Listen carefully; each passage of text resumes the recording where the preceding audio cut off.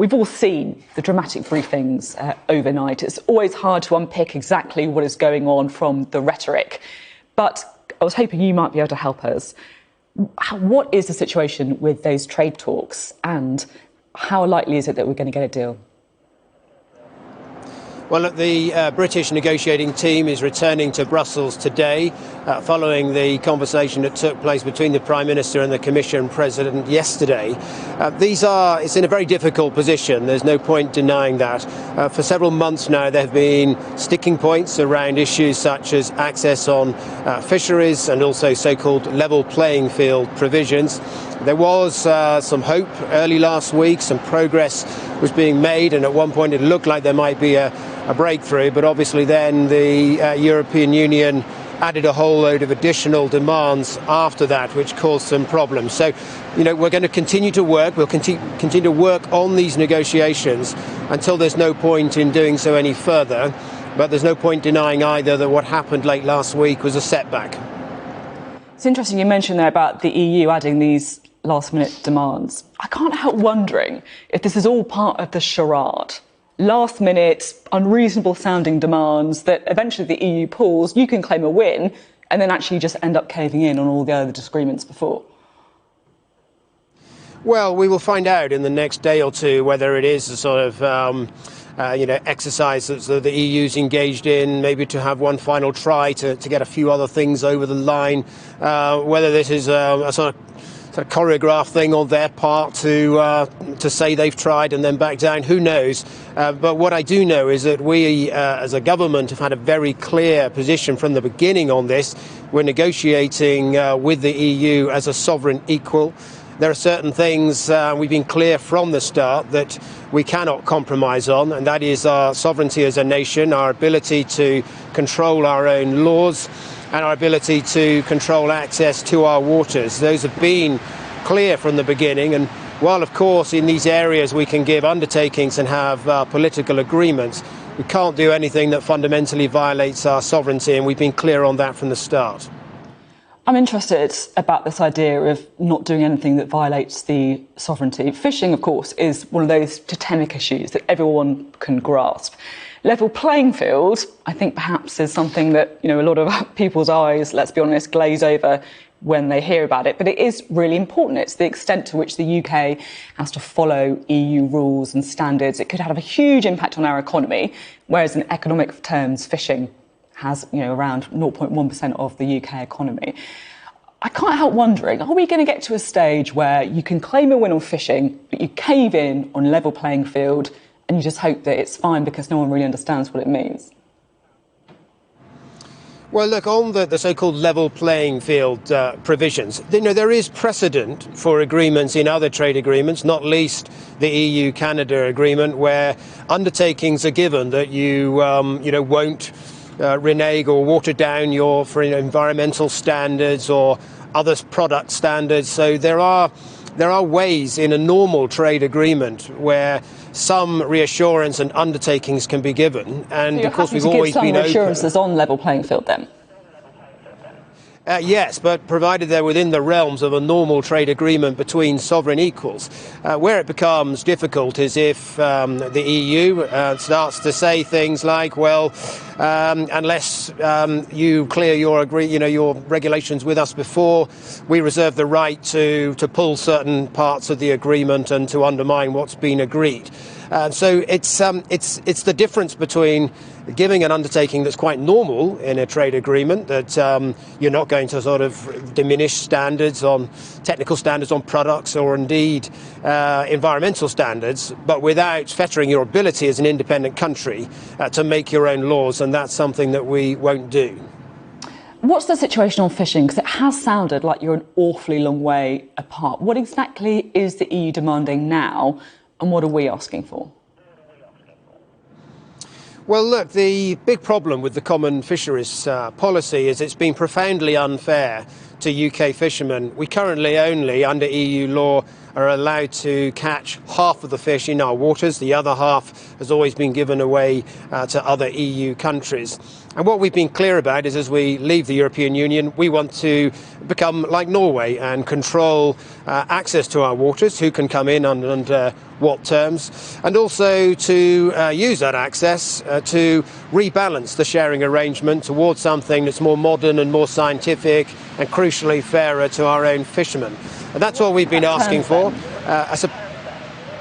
Well, I suppose not surprisingly, the European Union would like to have the same privileges of access that they have now, but that's simply not going to be possible when we become an independent coastal state. So, what can be done here is it's possible, and there's precedent in normal fisheries agreements for there to be a multi-annual agreement of perhaps up to 3 years where there's an understanding around access and sharing. That happens, for instance, already with mackerel in the North Sea. But what you can't do is give some sort of treaty guarantee of access that, again, violates the basic principle that we should be able to control who have access to our waters and under what terms. So just to get into the specifics, because it's quite, I'm just trying to unpick exactly where we are in the talks. Is it right to say the EU is saying that they'll return 18% of what they have at the minute, and we're asking for 80%? Is that still how far apart we are, or has anything moved? Well, look, I see lots of figures bandied about, and I'm not going to get into the specifics of it, but broadly speaking, yes, the EU have suggested a very modest increase that they would tolerate the UK having of the fish in its own waters. But given that we only have half of the fish in our own waters now, that simply wouldn't be possible. And there's also the more important principle that you would not be able to give any guarantees for the long term. Otherwise, you're effectively giving a guaranteed access in perpetuity to our waters which is just not right under international law. It would be the only country in the entire world that could agree that. So such a suggestion really is quite ludicrous and just not consistent with international law. So are you saying then that the report that we are only happy to have this transition for 3 years is correct? Is that right? Well, look, I'm not going to get into details of the negotiations, but what I would say is that it is, well, there are details, but what I would say is, as I said earlier, in a normal fisheries management agreement, it's not unusual to have a multi-annual agreement for 3 years where there's an understanding that there'll be a certain degree of mutual access in one another's waters and an understanding about a fair sharing arrangement within that multi-annual period of, say, 3 years. That's got precedent. That's quite normal in fisheries agreements. We're open to having a discussion along those sorts of lines. But certainly what we cannot do is give an agreement where there's effectively long-term guaranteed access, particularly when there's no agreement on sharing arrangements. Fisheries is a dynamic marine environment. You have to be able to change things quite regularly as the science changes and the health of stock changes. Stocks migrate, they move. That's why these things have to be regularly reviewed. You really can't set things in stone for the long term. Indeed, that's why the common fisheries policy has been such a dismal failure. The Irish Foreign Minister Simon Coveney has said this morning that it's not credible for the UK to say it can manage a no-deal scenario. Is he right? Well, no, we've always been clear that if we cannot get an agreement, we will leave, as the Prime Minister says, on Australia terms without a further negotiated outcome. We've actually been doing huge amounts of work on this for a long period of time. We had done a lot of preparation to leave without an agreement last October, and we've been preparing ever since for the prospect of potentially having to leave without an agreement at the end of this year. We'll be ready to do so if that is what transpires. If you don't agree a deal by tomorrow, are you going to reinstate the parts of the internal markets bill that break international law, and are you preparing to introduce the finance bill that does the same? Yes, we will. These clauses are very important, in the event, particularly in the event that we leave, obviously, without an agreement. It's very important that where the joint committee process between the EU and UK fails to come up with clarity about how the Northern Ireland Protocol should be interpreted, it's absolutely crucial that the UK government has the powers to provide the legal clarity and the legal certainty that business will require at that point. And if the deal is done, those clauses will be dropped? Well, what we're saying is these powers, we brought them in, particularly when we were hoping actually for there to be an agreement. They may be needed under any scenario in a way, but if the joint committee process is unable to come up with the clarity that's needed about how the withdrawal agreement should be interpreted, given that it affects Northern Ireland, which is part of the UK government will have to legislate to provide the legal clarity and legal certainty about how that agreement should be interpreted. Only the UK government can do that. OK, well, we'll have to see how those talks go in the next 24 hours. So it feels like a really critical period in those negotiations. I'm keen to talk to you about another thing that I know lots of our viewers are really concerned about, and that's the vaccine rollout. The Pfizer-BioNTech vaccine is beginning to come to the UK. The UK has ordered 40 million doses. That's enough to vaccinate 20 million people. Let's talk about some numbers. When can we expect to get the doses? How many are we going to get and when are we going to get them?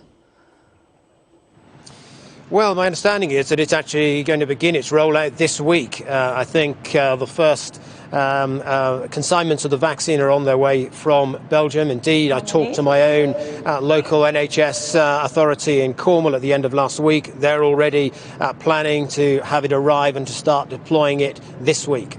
So this week, 800,000 doses, is that right? I don't have the precise number on doses, but we're certainly, yes, commencing in earnest this week. Huge amounts of planning has gone on over the last couple of months into how we would deploy a vaccine. It's been thought about for some time. The NHS obviously have got quite a lot of experience in rolling out vaccines. This particular vaccine does have those challenges in that it needs to be stored at minus 70 degrees, and once it's thawed down, there are limits on the number of moves that you can make with it without affecting its viability. So there are some challenges with it, but a lot of work and planning has been going into this for some months. I understand, of course, that you're not going to be across every single bit of detail on everything. People will cut you a little slack for that. But it feels to me to be very, very important, possibly the number one issue right now, on how many doses of the vaccine are going to be in the UK next week, and you don't know. Look, I know that we have 40 million doses of the Pfizer vaccine. We're not going to get 40 million next week, though, are we?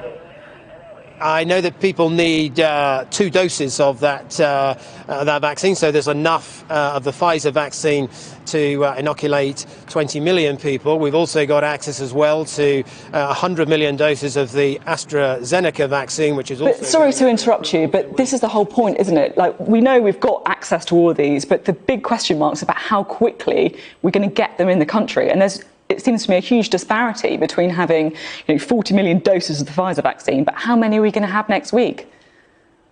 Well, look, I'm sure that if you were to talk to a health minister or Nadeem Zahawi, who's obviously working on this at the moment, he would be able to give you that precise figure. I'm not in charge of the dispatch of the vaccine from Belgium to the UK. I don't know the precise number that might be travelling here at this moment, but I do know that we've got access to 40 million doses. I do know that it's going to be deployed in earnest from this week. OK, might have been helpful to talk to Nadeem Zahawi to find out before. There has been some concern that Brexit could disrupt the delivery of the vaccine. Is it correct that you're looking at using military aircraft to get it into the country? Well, it won't disrupt the vaccine. We've got huge amounts of work has gone on to maintain the flow of goods at the border in the event of there being a no-deal Brexit. And we've also got contingency plans in place, including a government-procured ferry that's on standby, and, of course, the option, should it be needed, to use air freight too. We've got many contingency plans in place. There won't be any effect on the deployment of this vaccine from a no-deal Brexit. OK, well, yeah, hugely important. We'll have to see how that rollout goes next week. As you say, big logistical challenge too. While I've got you, there's just one question that I wanted to get your views on. Now, this week, we saw some football fans returning to stadiums, and at a Millwall game, when the players took the knee to support Black Lives Matter, there was an awful lot of booing by supporters. What was your reaction to that? Well, look, I didn't see that event. I know that, look, obviously, the issue of race and racial discrimination is something that we all take very, very seriously.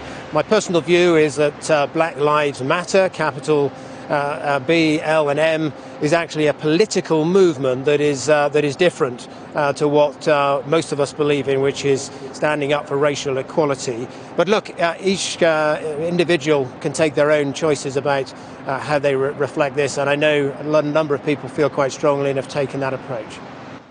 I understand what you're saying about how your personal view is a political thing, but I just want to play you, because you say you haven't heard it, what happened at Millwall, because, I mean, it is quite shocking, really. Let's just hear it.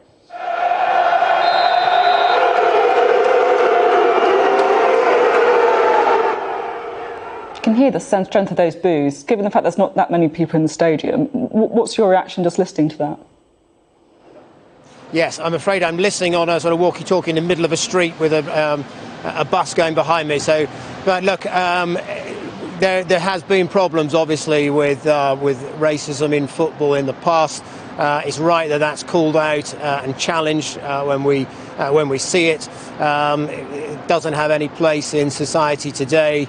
And if people choose to express their view in a particular way, that should always be respected.